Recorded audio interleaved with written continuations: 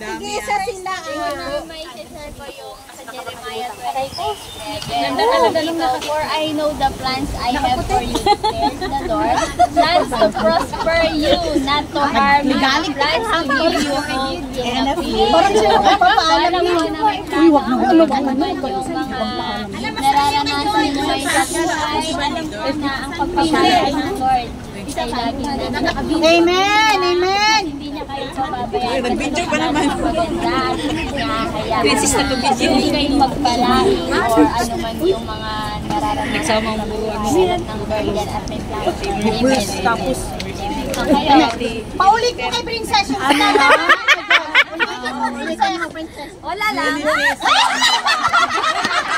In the beginning.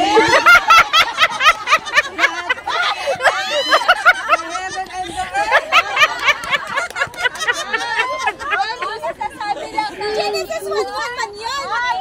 Lord! God bless. Oh, thank you sa inyo. Ito na si Maylino, yung parang Jesus name! Makalimutan mo yung pera mo. Sasabihin pa kayo ngayon. Sabihin nyo na yung sasabihin. Sasabihin niya na sa nanay niyo ang lahat-lahat. Bye, Mai. Sinasabi niya na in Jesus name. Bye, Nay. See you. Bye, Nay. See you. Babalik din to. Babalik na naman. Babalik na lang. Mama, ate mamaya daw magpapadinner sa Ate Mercy sa inyo.